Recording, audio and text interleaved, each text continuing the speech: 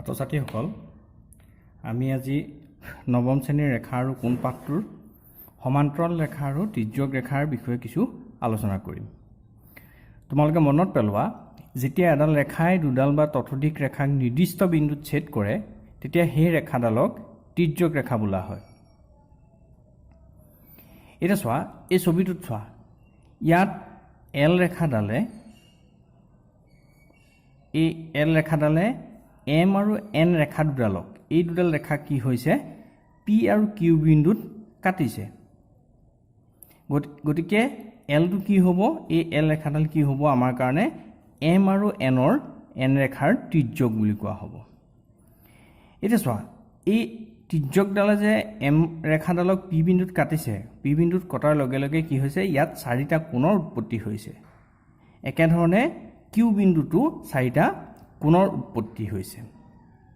এই কোণবোৰৰ নাম আছে, কোনটোকনো কি নাম দিয়া হৈছে আমি সেই বিষয়ে এতিয়া চাম। ইয়াত চোৱা কোণ 1, কোণ 2, কোণ 7, কোণ 8 এই কোণকেইটা কি হৈছে চোৱা বাহিৰৰ ফালে আছে, আমাৰ এম আৰু এন ৰেখা দুডালৰ বাহিৰ ফালে আছে হয়নে। গতিকে ইহঁতক কোৱা হৈছে বহিকোণ। কোণ 3, কোণ 4, কোণ 5, কোণ 6 এই কোণকেইটা কি হৈছে আমাৰ এম আৰু এন ৰেখা দুডালৰ ভিতৰ ফালে আছে হয়নে। গতিকে ইহঁতক কোৱা হৈছে অন্তঃকোণ।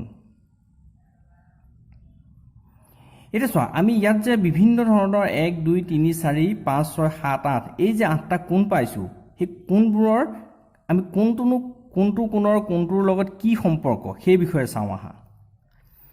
ইয়াত চোৱা তোমালোকে চিত্ৰটোলৈ চোৱা কোণ 1 আৰু কোণ 5 একেদৰে কোণ 2 আৰু কোণ 6, কোণ 4 আৰু কোণ 8, কোণ 3 আৰু কোণ 7 হয়নে। 1 আৰু 5, 2 আৰু 6, 4 আৰু 8, 3 আৰু 7 এই কোণবোৰক কি বুলি কোৱা হ'ব অনুৰূপ কোণ বুলি কোৱা হ'ব। ইংৰাজীত কোৱা হয় কৰেছপণ্ডিং এংগুল। আকৌ চোৱা কোণ 4 আৰু কোণ 6, কোণ 4 আৰু কোণ 6 একেধৰণে কোণ 3 আৰু কোণ 5 ইহঁতক কোৱা হ'ব একান্তৰ অন্তঃকোণ। কি কৈছে দেখিছানে একান্তৰ তাৰমানে এক অন্তৰ আৰু অন্তঃকোণ। কোণ 3, 5, 4, 6 এইকেইটা কি অন্তঃকোণ আছিলে হয়নে।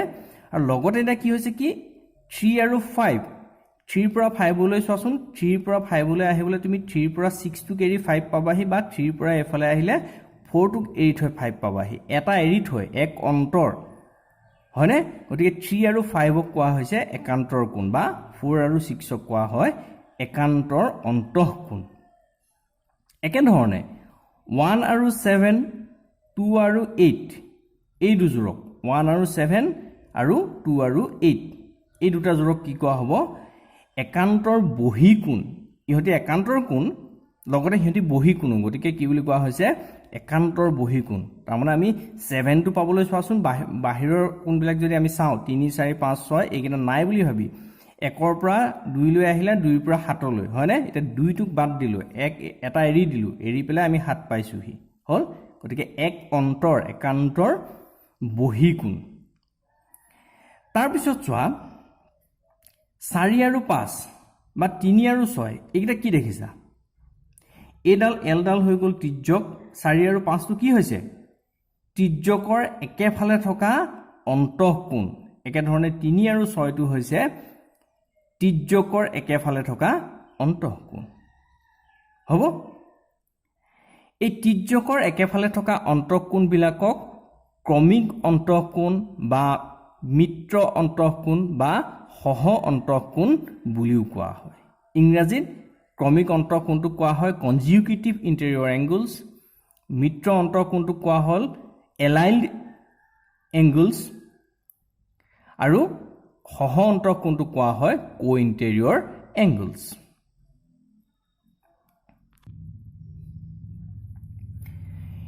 এতিয়া আমি এই যে জুৰীয়া কোণবিলাক পালোঁ, বিভিন্ন ধৰণৰ অনুৰূপ কোণ পালোঁ, একান্তৰ অন্তঃকোণ পালোঁ, একান্তৰ বহিকোণ পালোঁ, তিৰ্যকৰ একেফালে থকা অন্তঃকোণ পালোঁ, হয়নে? আমি কিছুমান কোণৰ জোৰ পালোঁ। সেই কোণৰ জোৰবিলাকৰ মাজৰ সম্পৰ্ক আমি চাম এতিয়া, যদিহে এম আৰু এন ৰেখা দুডাল সমান্তৰাল হয়। ইয়াত চোৱা, ছবিটোত চোৱা, এম আৰু এন ৰেখা দুডাল কি হৈছে? সমান্তৰাল হৈছে। ইয়াৰ আগৰবাৰ লগতে আমাৰ এম আৰু এন ৰেখা দুডাল সমান্তৰাল হোৱা নাছিলে, এন ৰেখাডাল এনেকুৱা ধৰণে বেকাকৈ আছিলে, হয়নে? এইবাৰ সিহঁতক আমি কি কৰিছোঁ? সমান্তৰাল হিচাপে লৈছোঁ। এম আৰু এন ৰেখা দুডালক সমান্তৰাল হিচাপে লৈ চাইছোঁ আমি।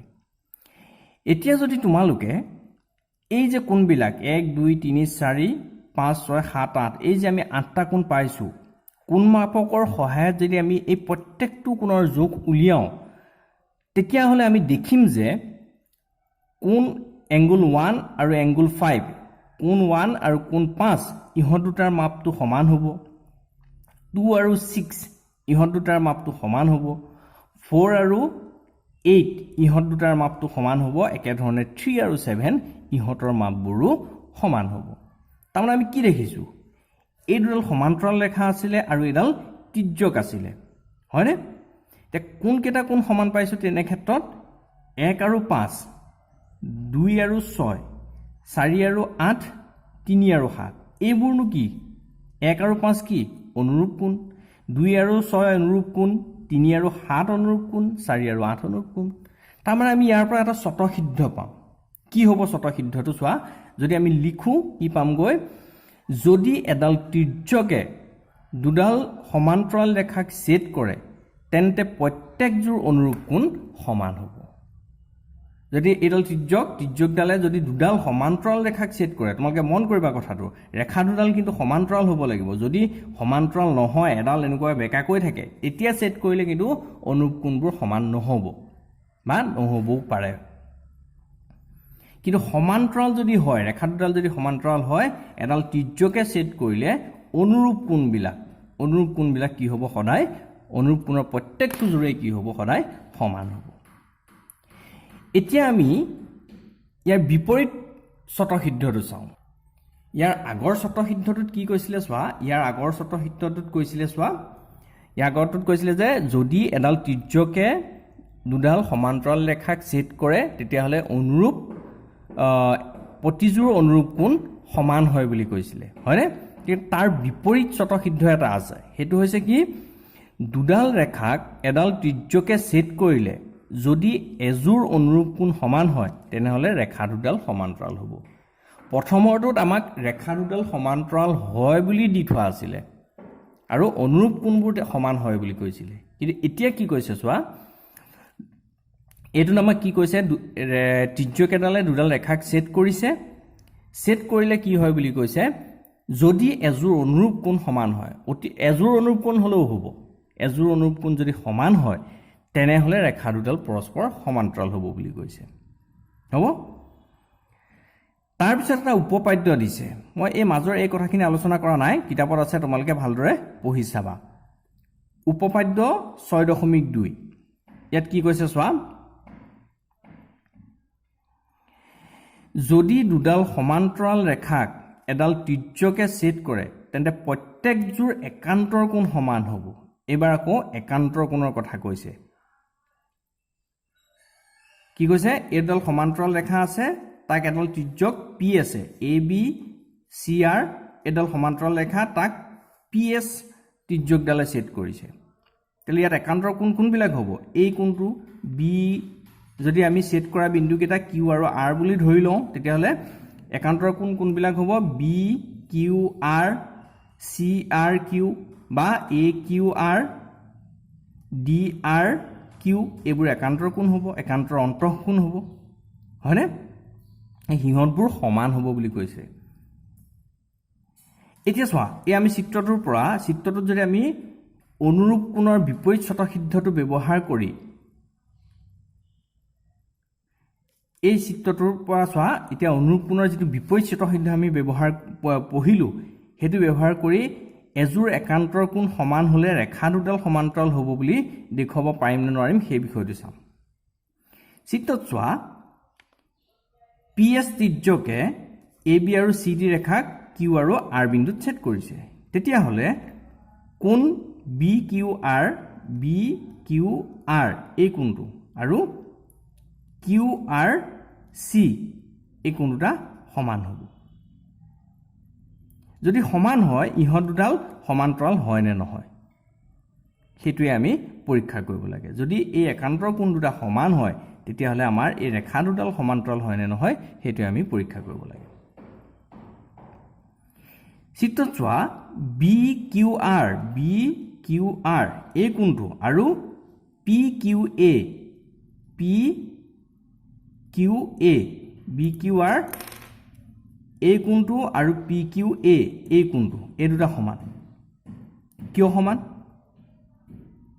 কাৰণ ইহতি বিপ্ৰতীপ কোণ আৰু আমাক কি দিয়া আছে BQR এই কোণটো আৰু QRC এই কোণটো সমান বুলি কোৱা আছে হল আমাক দিয়া আছিল এইটো কোণ আৰু এইটো কোণ সমান আৰু আমি দেখো যে এই কোণটো আৰু এইটো কোণ সমান তাৰ মানে আমি কি কৰিব পাৰিম এই PQA আৰু QRC এই কোণ দুটা সমান বুলি ক'ব পাৰিম তাৰ মানে কি হ'ব তাহাঁতৰ অনুৰূপ কোণ দুটা সমান আৰু যদি অনুৰূপ কোণ এযোৰ সমান হয় তেতিয়াহ'লে ৰেখা দুডাল সমান্তৰাল হ'ব সেইটোৱে আমাক প্ৰমাণ কৰিবলৈ দিছিলে নহয় জানো তাৰপিছত চোৱা উপপাদ্য 6.3 কি কৈছে যদি এডাল ত্ৰিজ্যকে দুডাল ৰেখাক ছেদ কৰোঁতে এযোৰ একান্তৰ অন্তঃকোণ সমান হয় তেন্তে ৰেখা দুডাল সমান্তৰাল হ'ব এইটো আগৰ উপপাদ্যটোৰ বিপৰীতটো আগৰটোত কি কৈছিলে যদি দুডাল সমান্তৰাল ৰেখাক এডাল ত্ৰিজ্যকে ছেদ কৰে তেন্তে প্ৰত্যেকযোৰ একান্তৰ অন্তঃকোণ সমান হ'ব বুলি কৈছিলে ইয়াত কৈছে কি যদি এডাল ত্ৰিজ্যকে দুডাল ৰেখাক ছেদ কৰোঁতে এযোৰ একান্তৰ অন্তঃকোণ সমান হয় তেন্তে ৰেখা দুডাল সমান্তৰাল হ'ব উপপাদ্য 6.4 কি কৈছে চোৱা যদি দুডাল সমান্তৰাল ৰেখাক কোনো ত্ৰিজ্যকে ছেদ কৰে তেন্তে ত্ৰিজ্যকৰ একেফালে থকা প্ৰত্যেকযোৰ অন্তঃকোণ সম্পূৰক অৰ্থাৎ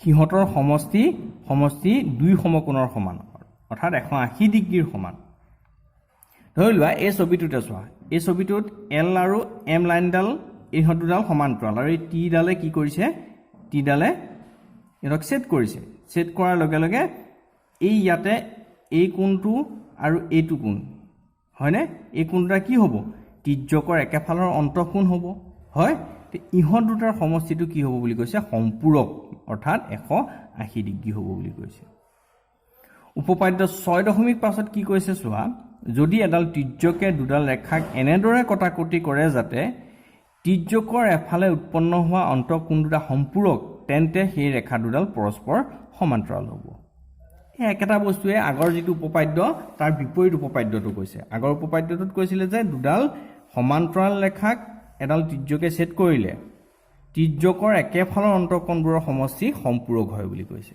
এতিয়া কৈছে যে দুডাল ৰেখাক এডাল ত্ৰিজ্যকে ছেদ কৰিছে ৰেখা দুডাল সমান্তৰাল হয় নে নহয় কোৱা নাই যদিহে ত্ৰিজ্যকৰ একেফালৰ অন্তঃকোণবোৰৰ জোৰৰ কোনো এযোৰ অন্তঃকোণৰ সমষ্টিটো 180 ডিগ্ৰী হয় তেতিয়াহ'লে ৰেখা দুডাল সমান্তৰাল হ'ব বুলি কৈছে হ'ব এইখিনি তোমালোকে মনত ৰাখিবা এইখিনি সহায়তে আমি অনুশীলনীৰ 6.2 প্ৰশ্নসমূহৰ সমাধান কৰিব লাগিব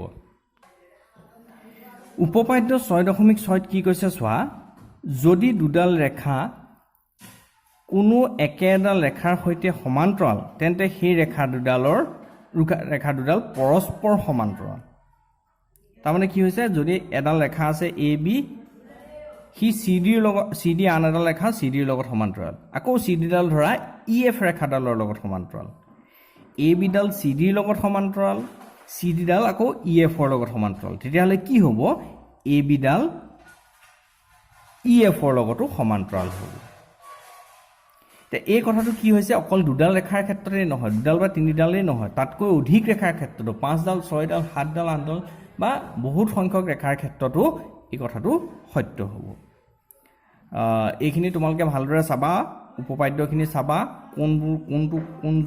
কোনটো কোণক কি বুলি কোৱা হয় ৰেখা দুডালক এডাল ত্ৰিজ্যকে ছেদ কৰিলে উৎপন্ন কৰা কোনবোৰ কি হ'ব পাৰে সেইবোৰ চাবা সেই গোটেইখিনিৰ ওপৰত ভিত্তি কৰি আমি ইয়াৰ পিছৰ পাঠত অনুশীলনী 6.2 প্ৰশ্নসমূহৰ সমাধান কৰিবলৈ যত্ন কৰিম ধন্যবাদ